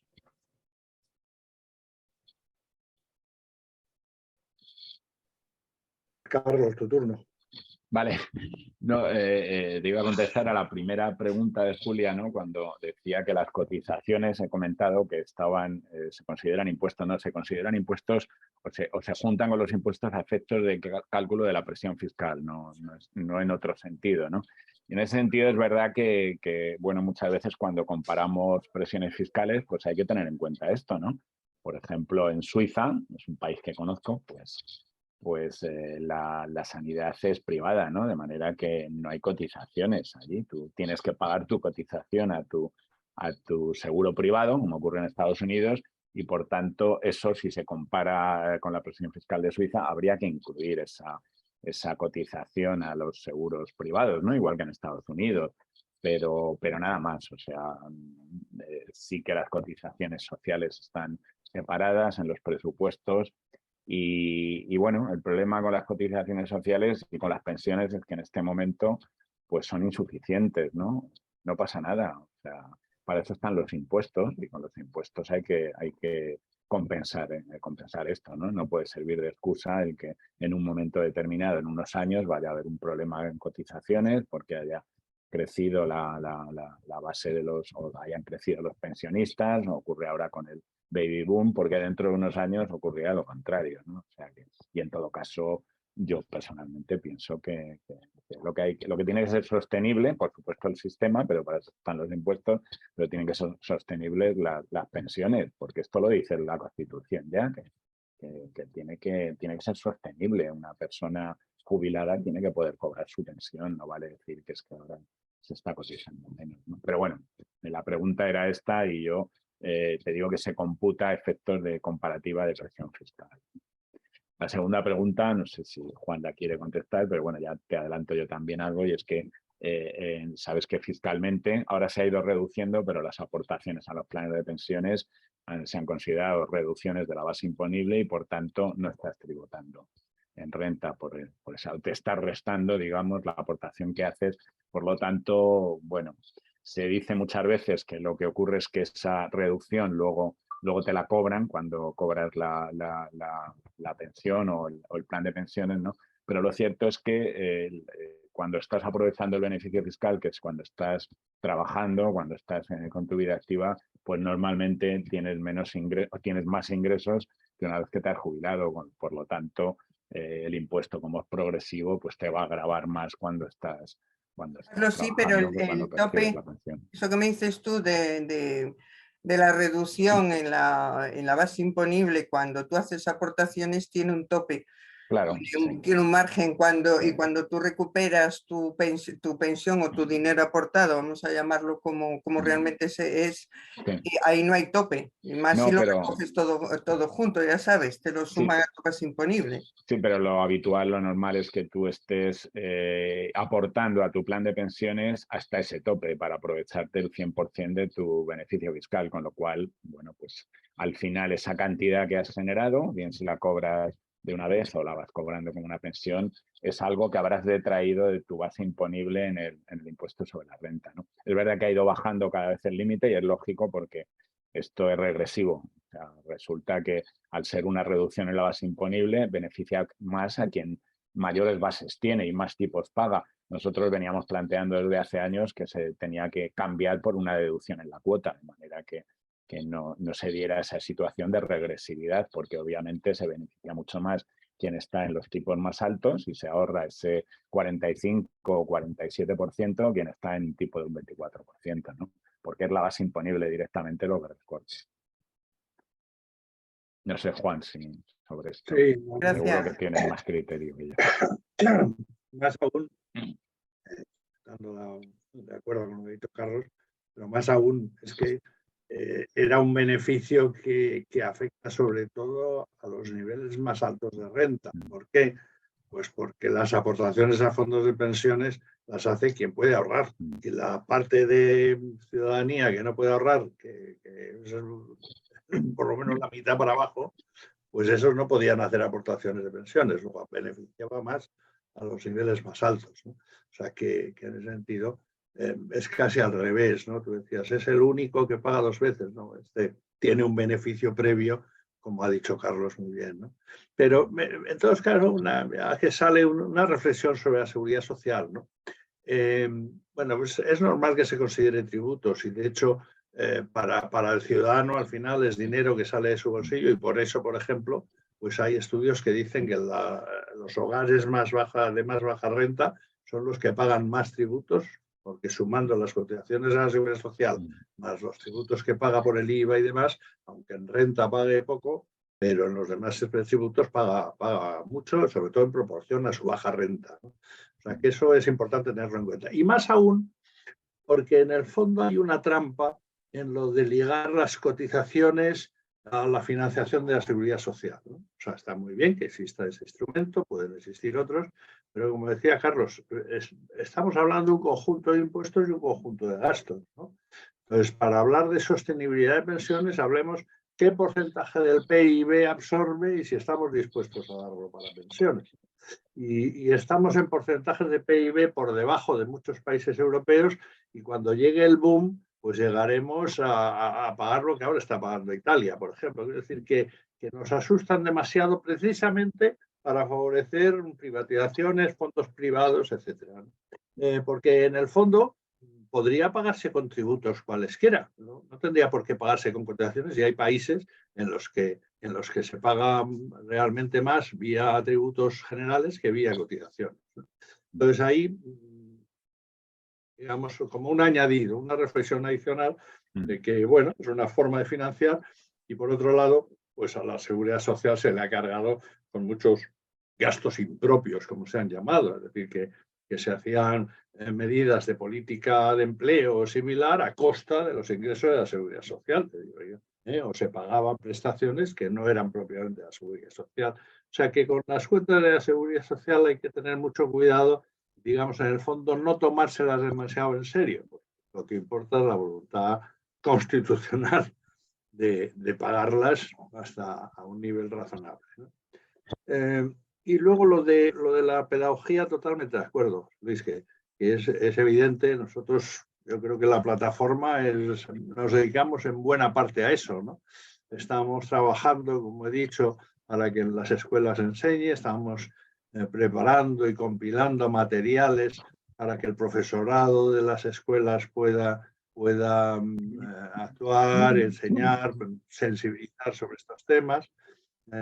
Hacemos algunos artículos, algunas campañas de tweet y luego nos reunimos de vez en cuando, quizás no sirve para mucho, con representantes de los partidos políticos precisamente en esta línea que tú dices, ¿no? Es decir, en que llamarles la atención con determinados mensajes, con determinadas posiciones que a veces, unas veces queriendo y otras sin querer, pues mandan mensajes erróneos, ¿no? O no se defiende suficientemente la importancia, pues, de lo que hemos dicho, que sin impuestos no hay derechos ni hay prestaciones. Entonces, totalmente de acuerdo. Y luego sería bueno el que se hiciera una reflexión y las campañas estuvieran, pues todas esas políticas que se llevan a cabo de bonificaciones, de regulaciones, etcétera, que reducen tributos o destinan gastos fiscales o directos a los niveles altos de renta, ¿no? Porque claro, el que, por ejemplo, pues en la política de becas de la Comunidad de Madrid se ponga que puede cobrar beca prácticamente cualquier nivel de renta para ir a un colegio privado, pues es una medida, digamos, claramente regresiva y claramente favorecedora de niveles altos de renta, ¿no? Y tantas deducciones que hay, ¿no? Entonces, bueno, pues yo creo que hay mucho efectivamente que hablar y quizás echamos de menos que partidos progresistas que defienden el sistema público, de sanidad pública, educación pública, etcétera, pues no sean un poco más activos y dirigentes en la defensa, como tú muy bien has señalado. Tenemos 3 palabras más pedidas. María G, Julia, que no sé si quieres incidir sobre esta o hacer otra nueva pregunta, y María. Vale, pues damos paso a esta segunda ronda. Empezamos con María G. Sí, aunque pone María G, soy Rafael Verástegui. Vale, ante todo, pues muchísimas gracias y enhorabuena por las 2 exposiciones porque me han parecido brillantes. Me queda claro que los impuestos no progresivos pues incrementan la desigualdad. Es decir, un sistema fiscal pues tendría que ser cuanto más progresivo mejor. Es decir, sería teóricamente lo ideal, ¿no? Y enganchando con el fraude, es decir, no sé si está estudiado, tenéis datos, ¿no? Es decir, porque ha quedado claro que el fraude, bueno, pues gran parte de ello se produce pues, por las grandes fortunas, ¿no? Esa no progresividad del impuesto.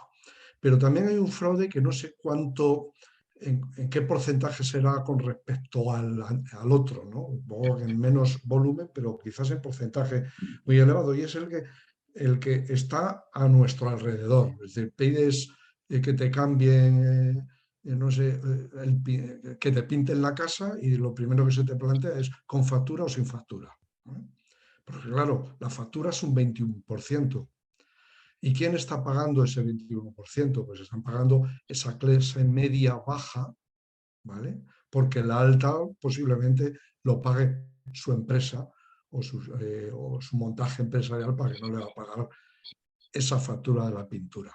Y así el dentista, el fontanero, ¿vale? Entonces, ¿de cuánto estamos hablando respecto al gran fraude, en este nivel de fraude de andar por casa? ¿Se evitaría reduciendo los IVAs a niveles muy bajos? Como se ha hecho ahora con el pan, bueno, pues eso se hace por otros motivos, ¿no? Pero un 21% para el ciudadano medio o los ingresos medios de la ciudadanía, a mí me parece excesivo. Aunque estoy de acuerdo que los impuestos hay que subirlos, pero hay que subirlos equitativamente y que sean progresivos. El indirecto creo que es ahora mismo me parece que están mal planteados. No sé, me gustaría escuchar vuestras opiniones. Muchas gracias. Gracias a ti por plantearla. Julia. Sí, a ver, a lo mejor no viene a cuento, pero yo creo que hemos abierto un melón gordo y he visto que hay conciencia por ello y formo parte del movimiento pensionista. La posibilidad de tener otra charla, coloquio sobre el tema de las pensiones públicas, ¿qué os parece? Bien. Es una sugerencia que dejo en el aire. Vale, y recuperamos la tendremos en cuenta, lo valoramos y sí, la verdad es que daría para un buenísimo debate. Gracias. Gracias por la idea. Y María, ya terminamos con esta ronda. María. Sí. Buenos días, soy de ATAC Mallorca. Gracias a los ponentes, me han gustado mucho las ponencias y relacionado un poco con lo que han dicho de que tienen reuniones, o sea, bueno, ATAC participa en la plataforma de justicia fiscal, ¿no? Y sé que se mantienen esos contactos con políticos, pero incluso a nivel parlamentario también ha habido comparecencias, pero la realidad es que los niveles altos políticos, gobierne el partido que gobierne de los que ha habido hasta ahora, no tienen ninguna voluntad política de perseguir el fraude. Me estoy refiriendo al fraude de los grandes capitales, o sea, lo que se ha mencionado de las listas Falciani, de ahí no solo la inspección no hizo nada, sino que cuando la Fiscalía Anticorrupción puso una querella contra 13 miembros de la familia Botín, pusieron la amnistía fiscal y el fiscal anticorrupción se tuvo que envainar la querella y desistir o renunciar a la misma cuando ya estaba interpuesta. Y cuando los inspectores de Hacienda dijeron que iban a investigar la SICA, rápidamente otra ley sacando, quitando a los inspectores de Hacienda la facultad de inspeccionar la SICA y dijeron que iban a pasar a la Comisión del Mercado de Valores o no sé qué historia que había en aquel momento. Después las instrucciones que se dan tanto a inspectores como a técnicos sobre a qué colectivos inspeccionar. O sea, ¿cómo avanzar en igualdad? O sea, primero a mí me parece fundamental trabajar por el fraude fiscal, pero ¿cómo avanzar efectivamente en igualdad? Porque es que no hay igualdad, no solo los ricos eluden más, sino que además escapan a las consecuencias. Vale, Gracias, María, por tu pregunta. Y Laura se nos ha colado en esta segunda ronda. Laura. Sí, bueno, lo primero, muchas gracias a Carlos y a Juan porque han estado muy bien sus ponencias, muy esclarecedoras. Yo os quería preguntar vuestra opinión sobre el tema de la rebaja del IVA de los productos básicos. ¿Qué opináis de eso? Si sirve un poco a lo mejor para fomentar el populismo fiscal en el sentido bueno, si en el sentido como se está instalando que los impuestos son malos o que pues se lo quitamos a todo el mundo, al final, en la práctica, tampoco está yendo realmente al bolsillo del consumidor porque las grandes empresas han aumentado los beneficios, ¿no? Luego encima, si esas grandes empresas tributan muy por debajo, como ha explicado Carlos o Juan, de las pymes, pues no sé, vuestra opinión sobre ese tipo de medidas, ¿no? Vale, gracias, Laura. Y María Teresa en el chat nos pregunta también si existe algún proyecto para incorporar progresividad en los tipos del impuesto de sociedades para que tributen más los superbeneficios de estas empresas.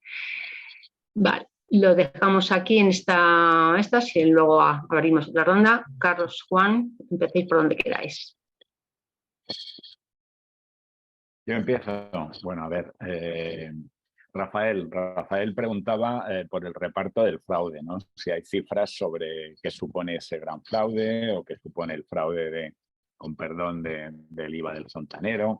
Bueno, nosotros hace unos años sí que sacamos alguna estimación y lo hicimos porque la agencia tributaria daba datos, publicaba datos en relación con las inspecciones en función del tamaño de las empresas, de las sociedades, qué unidades se dedicaban a ello, y nosotros pudimos sacar ahí algunos datos que precisamente lo que contrastaban era con esa opinión generalizada, ¿no? De que el fraude está en el IVA, como tú decías, de las obras, de las chapuzas, ¿no? Es un tema preocupante, sin ninguna duda. Ahora hablamos de ello si quieres, de la conciencia fiscal, pero para nosotros el gran fraude era el que numéricamente, en términos absolutos, era más importante, ¿no? Las grandes tramas de IVA, durante años ha preocupado y sigue preocupando a nivel europeo lo que llamamos el fraude carrusel, fraudes en los impuestos de los carburantes. Bueno, hay grandes tramas donde las cuantías defraudadas son enormes, ¿no? Son muy millonarias. Y ya digo que ese dato, que hace años que no lo podemos actualizar porque ya no da esa información desglosada a la agencia tributaria, pues era que era mayor el porcentaje de fraude que cometían las mayores empresas y fortunas, ¿no? Eso no quiere decir que no haya que combatir también el fraude a nivel ese de conciencia fiscal, ¿no? Del ciudadano, que tiene que ser consciente de que tiene que pagar sus impuestos. Pero es verdad que para eso es necesario, por un lado, como decíamos antes, dotar de mayor equidad al sistema, que los ciudadanos perciban que el sistema es justo y que paga más quien más tiene, y también el que las élites políticas y económicas empresariales den ejemplo, ¿no? No lo dan, sin ninguna duda. Yo recuerdo ahora el caso del presidente de la Diputación de Castellón, este señor que fue condenado, estaba siendo juzgado por muchos delitos de corrupción, demás, fue condenado solo por fraude fiscal. Y digo solo por fraude fiscal porque salió sacando pecho de eso, ¿no? De que solo lo habían condenado por fraude fiscal. Incluso compañeros suyos diputados, recuerdo en ese momento, también salieron en los medios diciendo lo mismo. Bueno, pues no se ha podido demostrar que haya corrupción, que haya prevaricación, que haya cohechos, solamente delito fiscal. Eso no puede ser. El delito fiscal es muy grave y es muy grave en un servidor público, ¿no? Por tanto, el minorar ese daño, pues es algo que también afecta a la conciencia fiscal de los ciudadanos. El presidente de la COE, el actual presidente de la COE, le recuerdo hace unos años también hablando de paraísos fiscales, del fraude fiscal de las grandes fortunas y de empresarios, decir que, bueno, que quién no ha cometido una infracción de tráfico, pues que esto era igual, ¿no? ¿Quién no comete una infracción tributaria? Esto es muy grave. Estos señores tienen que dar ejemplo. Las élites políticas y empresariales tienen que dar ejemplo y desde luego es la única forma de hacer que la conciencia fiscal del ciudadano pues aumente, ¿no? a nivel de calle, ¿no? Y lo último que planteabas de reducir el IVA, bueno, pues es esta teoría de que reduciendo impuestos hay menos fraude. Claro, si desaparece el IVA no hay fraude en el IVA, ¿no? Pero yo no lo veo. Y creo que habrá que hacer ajustes, hay que hacer ajustes en relación con con determinados IVAs quizá, pero no lo veo. Y ya hablando de IVA, pues entrando, contesto a Laura también con nuestra opinión, es que precisamente lo que estamos viendo ahora con la bajada del IVA de los alimentos de primera necesidad es que esa teoría de que bajar impuestos es muy buena, pues se ve que no tanto, porque la gente pues apenas percibe esa bajada, ¿no? En unos céntimos, esa bajada del IVA del 4% al 0 o del 10 al 5%, lo que demuestra bueno, que no es tan efectiva las bajadas de impuestos, ¿no? Puede ser que temporalmente contribuya a reducir algo el déficit, la inflación, y en ese sentido pues puede ser positivo, pero desde luego nosotros desde Gesta no aplaudimos la bajada de impuestos, en este caso como método para luchar contra la inflación. Le dejo a Juan que continúe. ¿Hay algunas preguntas más? Bueno, yo empiezo con una pregunta para Carlos, también ligado al primer tema, ¿no? Yo cuando siempre digo, no, por supuesto con IVA, siempre me queda un resquemor ahí, porque claro, muchas de estas pequeñas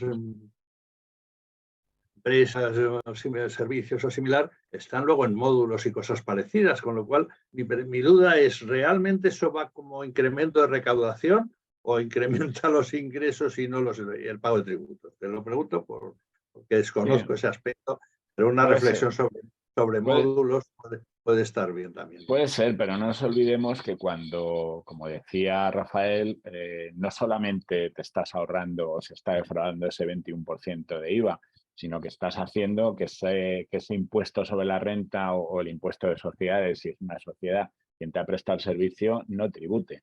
Con lo cual, tú te ahorras el IVA, pero esa persona se ahorra el impuesto de renta o el impuesto de sociedades, ¿no? Es verdad que a veces pueden estar en módulos, pero en todo caso el módulo tiene unas limitaciones también y seguramente pues muchas veces lo que hacen es hurtar esa facturación real, ¿no? Con lo cual es más complejo, no solamente ahorrarse el IVA, ¿no? Bueno, pero es cierto que en muchos casos, al estar en módulos, bueno, pues van a pagar por una cuantía, aunque, bueno, depende de qué servicios, ¿no? De los que estemos hablando. Normalmente esos servicios que nos prestan en casa no están en módulos. Vale, gracias. Bueno, yo algunos comentarios y un poco de contrapeso, ¿no? Por ejemplo, la frase, cuanto más progresivo, mejor, ¿no? Bueno, tiene que ser progresivo, tienen que pagar más los que más tienen, tiene que ser equitativo, que a iguales rentas se pague lo mismo y no según qué tipo de rentas o activos se pague distinto. Pero así como, fíjate, cuando la economía era real, siglo pasado, ¿no? Pues llegó a haber tipos de la renta marginales del 90%, ¿no? En Estados Unidos, y no pasaba nada, al revés, fueron años de prosperidad y de más equidad.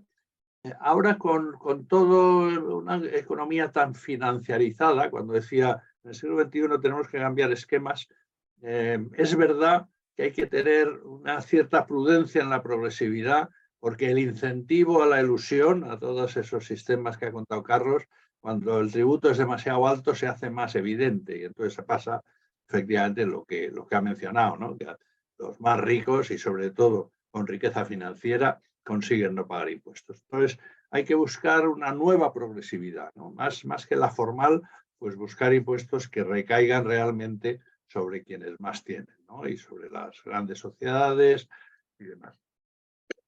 Otra afirmación que a mí me gustaría matizar un poco, lo de gobierne quien gobierne, ¿no? Que ha dicho María. Yo entiendo lo que querías decir y es verdad que a veces da una sensación de permisividad, pero bueno, yo creo que los hechos demuestran que no da igual quién gobierna, que las políticas sociales son muy diferentes, los beneficios fiscales son muy diferentes, entonces que insistamos en que esto sigue pendiente, hay cosas que no se han solucionado, pero que cuidemos esas frases, porque, digamos, alimenta la idea de decir, si da igual a quién votemos porque no cambia nada y tal. Yo creo que sí notamos que cambian. Lo del IVA, yo estoy bastante de acuerdo con lo que habéis dicho y no me parece contradictorio. Es decir, por un lado, yo defiendo frente a posturas pues, de muchos fiscalistas, es decir, el IVA, cuanto más simple mejor, que estoy de acuerdo, cuantos menos tipos mejor, pero ya que una imposición indirecta regresiva, por lo menos introducir tipos diferenciados me parece útil.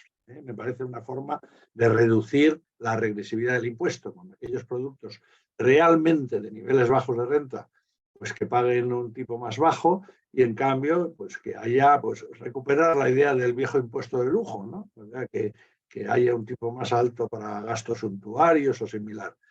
Pero al mismo tiempo, con Carlos, evitar la demagogia porque es peligrosísimo, ¿no? Es decir, si lo mismo que decíamos de los beneficios fiscales en sociedades o en renta, ¿no? Si cada lobby, cada grupo dice, no, lo mío que lo pongan más bajo, pues al final nos estamos cargando el sistema impositivo y la recaudación, ¿no? O sea que mucha culpa de que recaudemos menos es eso, el que se hace caso a peticiones de bajar impuestos de tal o cual cosa, y al final es peligroso. Por lo tanto, digamos, con un filtro importante, con cuidado importante, y digamos que lo mismo yo digo que prohibir lo mínimo posible, pues aquí diría bajar impuestos lo mínimo posible, porque muchas veces responden a intereses muy concretos de grupos concretos y fastidian el sistema.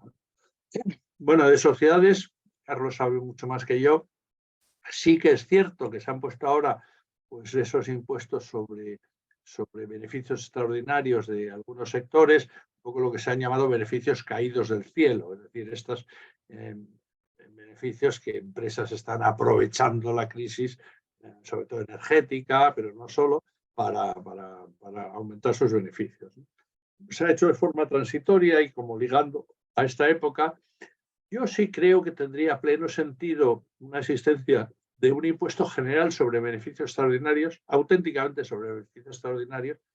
Carlos podrá decir que no es fácil luego aplicarlo, seguramente, repito que sabe más, pero en una economía cada vez más oligopolística, más monopolizada por pequeños grupos que manipulan precios y demás, yo creo que efectivamente, es decir, oye, nosotros tenemos un impuesto para unos beneficios normales, pero aquellos sectores, empresas o similar que den beneficios por encima de lo normal, repito, lo difícil es luego cómo regularlo y aplicarlo, pero tendría pleno sentido, porque estaríamos grabando un beneficio de poder monopolístico, que decimos en la teoría económica, ¿no?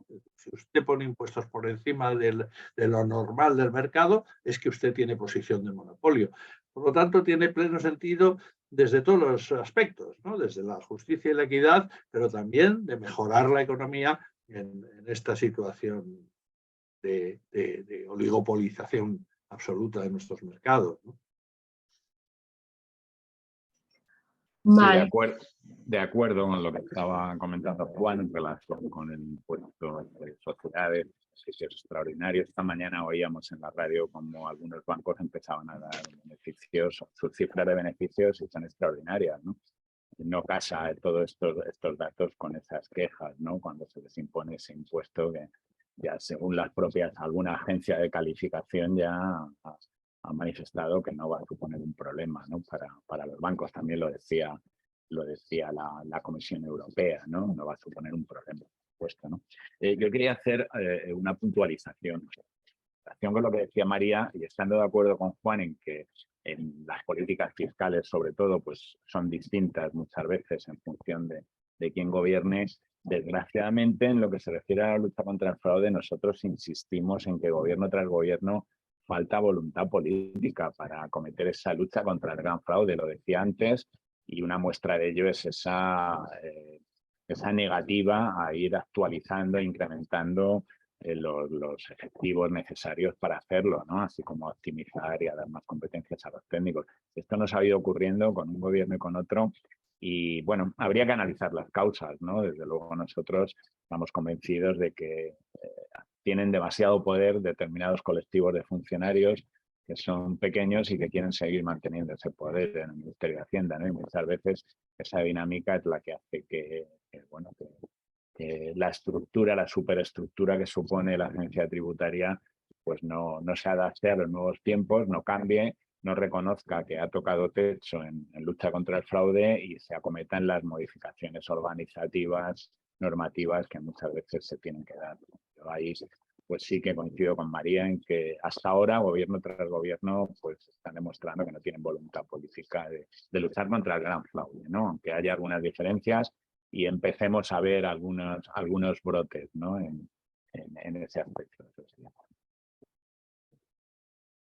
Hoy nos vamos acercando al final, a las 12 deberíamos de ir cerrando, pero hay dos palabras pedidas que son las de Gemma y de Santi, y yo creo que con esto ya cerramos esta tercera ronda.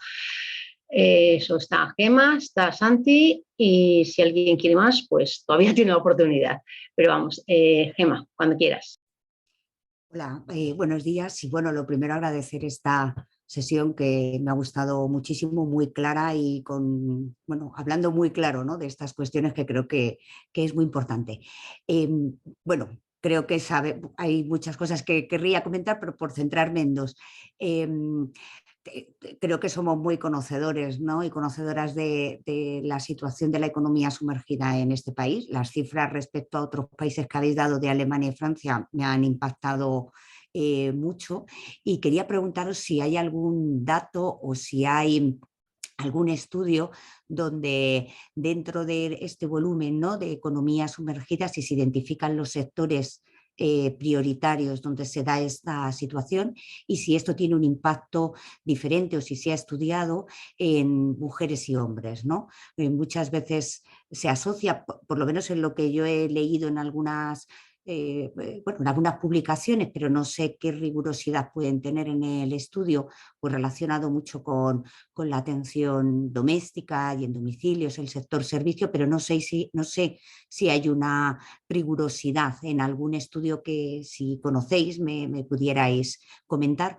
Y luego, por otro lado, también en todos los estudios de percepción sobre nuestro sistema fiscal, los impuestos y los servicios públicos, igual que se tiene en cuenta o se pregunta o se correlaciona el partido político al que vota la persona que contesta, si igualmente ahí también se está estudiando el género y si se está viendo algunas diferencias o si no se ha incorporado, ¿no?, en esta perspectiva todavía en este tipo de estudios. Entonces, bueno, por si tenéis algún dato que me podáis orientar. Muchas gracias. Gracias, Gemma, por tus dos preguntas. Y Santi, también pedías la palabra, ¿no? Santi.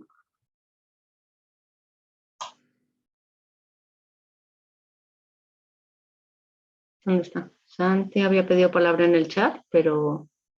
Vale, pues mientras se decide, Carlos, Juan, ¿queréis contestar a Gemma? Sí, bueno, en relación con ese estudio por sectores, la verdad es que hay muy pocos estudios. Lo que sí hay son indicios importantes, ¿no?, de que hay sectores en los que se maneja mayor efectivo, hay una circulación de ese efectivo mayor y más difícil de controlar, y ahí es donde normalmente suele haberlo, ¿no? Durante los años del boom inmobiliario en España es obvio que fue un sector donde el nivel de economía sumergida de fraude era o sea, el nivel de fraude era muy alto, ¿no? Hubo unos años en los que había operaciones que se hacían, esos pases que no figuraban en ningún sitio y que incrementaban los precios. Eso supuso que en España llegáramos a tener el mayor nivel de billetes de 500 euros en circulación de toda Europa, y estaba muy relacionado con ello. Es verdad que tras el estallido de la burbuja inmobiliaria, pues la cosa ha cambiado algo, ¿no? Y ahora mismo pues hay cierto consenso que respecto del sector servicios relacionados con turismo, hotelería y demás es donde puede haber un mayor nivel de fraude, ¿no? En cuanto a la mujer, es cierto que cuando hablamos de economía sumergida de subsistencia, eso es un capítulo del que no hemos hablado, ¿no? Cuando hablamos de economía sumergida, pues hay una economía sumergida que llamamos de subsistencia, que es de esas personas que atienden en los hogares y que no están ni aseguradas ni tienen una retribución acorde con el salario mínimo, o estas personas que se dedican con los camiones a recoger cartones. En fin, hay ciertas actividades que llamamos economía de subsistencia, ¿no? Estas personas que están compaginando su percepción de desempleo, que suele ser baja, con alguna chapuza que decimos, ¿no? Es verdad que ahí en esos sectores las mujeres yo creo que tienen un mayor protagonismo, ¿no? Desde luego en el servicio doméstico, sin ninguna duda, y en muchas de estas otras actividades, ¿no? Pero tampoco yo al menos no conozco estudios rigurosos sobre esta cuestión. En la plataforma hemos pedido precisamente el que desde el Ministerio de Hacienda, o donde sea, se realice un informe serio sobre cuál es la situación, porque yo creo que la pregunta es muy oportuna, porque efectivamente eso orienta también hacia dónde llevar las políticas. Y también hemos pedido que se incremente también, lo mismo que la dotación de la agencia tributaria, que se incremente la dotación de inspección de trabajo, que pasa lo mismo, está bastante por debajo, no tanta diferencia, pero bastante por debajo de la media europea, ¿no? Porque efectivamente ahí no solo hay pérdida recaudatoria, también hay normalmente grave quebranto de derechos sociales, porque ¿quiénes son los más afectados por la economía sumergida? Pues precisamente inmigrantes a los que no se les dan papeles, con lo cual lo mismo, hay otro debate sobre inmigración que sería también fundamental, que son especialmente fáciles para ser explotados, y empresarios sin escrúpulos que se aprovechan para condiciones realmente socialmente inaceptables. Es decir, que ahí hay también un doble dividendo, es decir, el recaudatorio, pero también el de defensa de la situación de personas en situación especial. Y, como tú has señalado, pues, bueno, habéis dicho los dos, el sector de cuidados domésticos, pues sin duda es un sector que ha sido muy opaco. Se ha avanzado en los últimos años, pero todavía queda mucho por hacer, ¿no? Pero es verdad que hay mucho desconocimiento, son intuiciones, datos pues, relacionados eso, con flujos financieros, con tal, intuiciones que tenemos todos, pero estudios serios y rigurosos yo creo que hay pocos. Por eso lo hemos pedido, que sea la propia Administración del Estado la que se encargue de hacerlo. Sí, yo te he hablado de fraude fiscal. Es verdad que teniendo en cuenta el fraude laboral, que está íntimamente relacionado, porque detrás del fraude laboral siempre hay fraude fiscal, el empresario que paga en negro a sus trabajadores ha generado también una renta en negro, seguro, ¿no?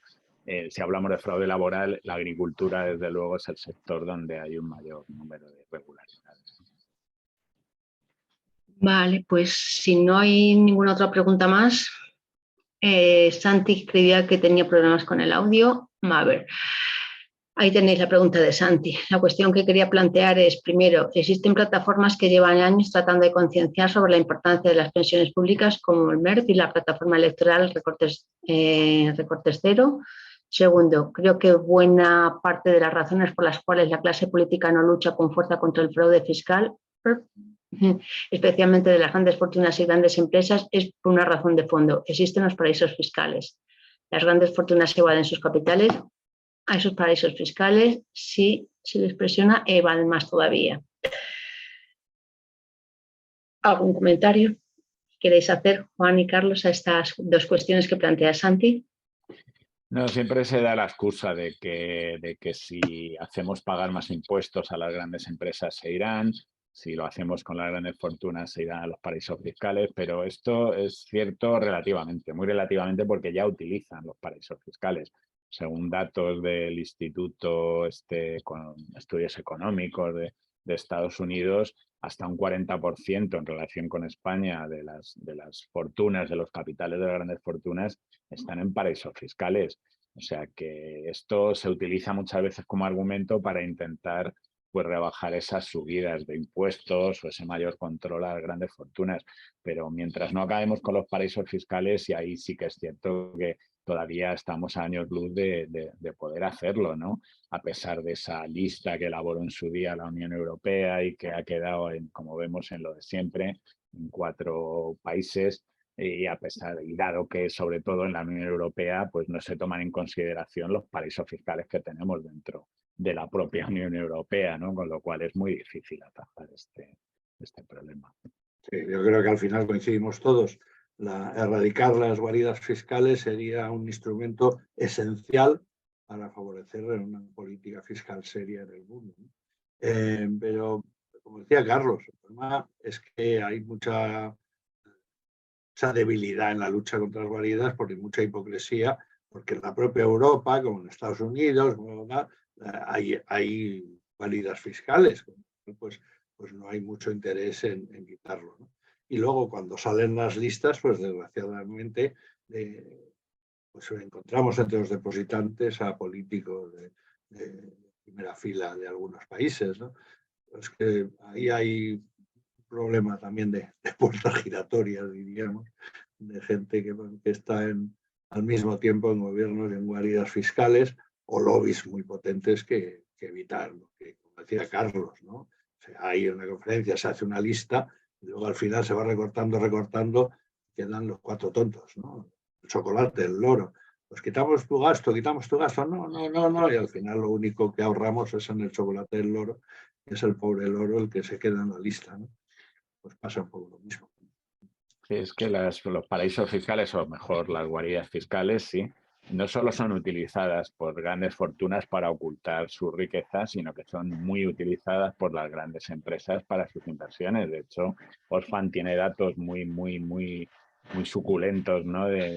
Sacados de la estadística de comercio internacional, por el cual vemos que los países con mayores o mayores inversores en China, en Rusia, en grandes países, son territorios paraísos fiscales, o sea, guaridas fiscales, y sin embargo es desde donde se mueve o a través de los que se mueve una gran parte del comercio internacional, ¿no? Y luego, por otro lado, los bancos, las entidades financieras que los utilizan para sus guarrerías, dado que pueden hacer operaciones que en los países, digamos, donde están establecidos, los bancos centrales pues les controlan bastante, ¿no?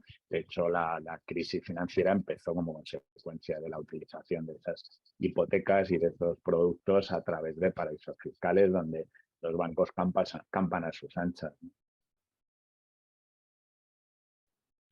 Yo, un último apunte, supongo que Carlos está de acuerdo, algo se ha avanzado, pero hay mucho todavía que avanzar, porque hay muchas personas de mucho dinero a quienes les dan la idea de evadir y de utilizar estos instrumentos. ¿Quiénes? Pues entidades financieras, asesores fiscales, etcétera, ¿no? Entonces, que ahí hay un conglomerado de gente que se hace rica consiguiendo que los ricos evadan impuestos, que son cómplices necesarios para el delito y que muchas veces se van de rositas, ¿no? Y deberían exigirse responsabilidades al mismo o más nivel que a los propios defraudadores. Completamente de acuerdo. Eso es un grave problema que tenemos, que además se une al de las puertas giratorias, porque muchas veces estos asesores o estas personas son gente que proviene de la administración, incluso que vuelve a la administración, ¿no? Hubo un caso que salió en todos los medios, que fue el de los acuerdos de las grandes empresas mundiales en Luxemburgo para pagar, bueno, grandes empresas y no tan grandes, porque Shakira también utilizó acuerdos, ¿no? Los Starralin estos que hizo con el gobierno de Luxemburgo, y que cuando estalló aquello, pues eran acuerdos por los cuales pagaban apenas un 2% si llegaba en Luxemburgo y podían trasladar la mayor parte de sus ingresos a paraísos fiscales, ¿no? Cuando esto estalla, el presidente de la comisión había sido el ministro de Hacienda y presidente de Luxemburgo, ¿no? Y aquello llamó mucho la atención. No llamó tanto, sin embargo, la atención el hecho de que en España entonces, cuando se surgió el tema, no voy a dar el nombre, pero el secretario de Estado de Hacienda, que era el que tenía que examinar y luchar contra todos estos acuerdos que se hicieron burlando la competencia y, por supuesto, cualquier regla europea, el secretario de Estado había sido, en la época en que se firmaron estos acuerdos, el socio internacional de Pricewaterhouse en España. Price fue la empresa que colaboró y que ayudó a realizar todos estos acuerdos con Luxemburgo, y un socio internacional de Price seguramente algo sabía de lo que se estaba haciendo, ¿no? Bueno, pues esto es un dato que, unido, como decía Juan, a la necesidad de controlar a esta gente, si encima esta gente pues muchas veces viene de la administración, ha ocupado puestos y vuelve a ocupar puestos y cargos importantes, o simplemente altos funcionarios del Ministerio de Hacienda, ya no solamente cargos políticos, pues el tema se agrava todavía, ¿no? Hay un dato, y fue la sentencia que condenó a Messi, el Tribunal Supremo, cuando condenó a Messi por fraude fiscal, os acordaréis, bueno, pues el tiro de las orejas en la sentencia, lo podéis ver, a la agencia tributaria y a la Fiscalía por no haber puesto ante los tribunales también a las personas que le prepararon a Messi todo este entramado societario, ¿no? Es verdad que desde entonces parece que se va andando algo, pero muy poquito. Desde luego, si no existiera la colaboración, que son cooperadores necesarios en el delito, como decía Juan, de bancos, de entidades financieras, de asesores, de abogados, de grandes consultoras mundiales, pues esto no podría hacerse, ¿no? Por tanto, es cierto que hay mucha hipocresía en este tema porque no se termina de atacar y de arremeter contra estas personas. Es más, curiosamente, algunas administraciones, y quiero recordar que hace muy poquito la de Canarias, encargaba un estudio sobre cómo elaborar protocolos de actuación contra el fraude a Pricewaterhouse y a algunas otras de estas compañías que precisamente lo que hacen por otro lado es colaborar en esa ilusión cuando no en la evasión, ¿no? Vale, pues estamos llegando ya a término. ¿Algún comentario que queráis hacer rápidamente? Cualquiera de vosotros. Yo quiero dar las gracias a quienes estáis al otro lado de la pantalla por vuestra asistencia, por vuestra paciencia, por vuestras intervenciones y bueno, pues que consigamos entre todos ir sensibilizando y devolviendo un poco la sensatez a las políticas fiscales y tributarias. Gracias. Muchas gracias, Juan. Pues efectivamente me sumo al agradecimiento a vuestra participación, a vuestra asistencia. Hemos hecho, yo creo, un debate muy agradable, muy ameno. Gracias también a Juan y a Carlos, que nos han explicado también muy didácticamente, muy claramente algunos conceptos que deberían estar claros. Me quedo con una cosa, lo que había dicho Julia al principio, el objetivo de estas formaciones que aprendiéramos, hemos aprendido, y que nos quedara también el gusanillo de seguir aprendiendo. Yo creo que eso es importante para incorporar todos estos temas, como hemos dicho también al principio de uno de nuestros objetivos, incorporar todos estos temas fiscales a nuestro trabajo. Yo creo que el tener esta mente abierta con estas formaciones nos va a ayudar. Utilizaremos que también eso sí, podemos ir utilizando también estos lemas, como decía Juan, ese de no hay justicia fiscal, no habrá justicia social si no hay justicia fiscal. Todos estos temas, todos estos conceptos que nos van clarificando y que nos hacen estar también atentos a noticias cuando van saliendo y a las que podemos ir reaccionando. Hacer pedagogía también en nuestras entidades, hacer pedagogía sobre los impuestos. Cuanto más claro tengamos los conceptos, cuanto más sepamos sobre impuestos, más pedagogía también podremos hacer, y también hacer incidencia política, que vayamos incorporando en nuestras acciones de incidencia política el tema de impuestos, porque creo que en ello nos va también la vida.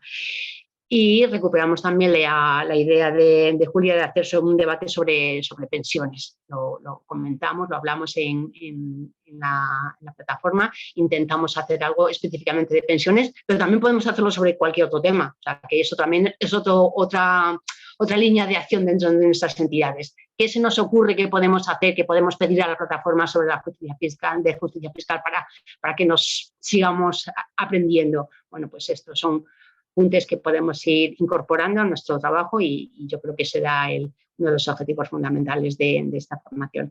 Muchísimas gracias, Juan, Carlos, a todos vosotros, Mila, Gemma, María, Ana, Enrique, Elena. Alguno me dejo y nos vemos en la siguiente. Muchas gracias. Muchas gracias. Muchas gracias. Gracias.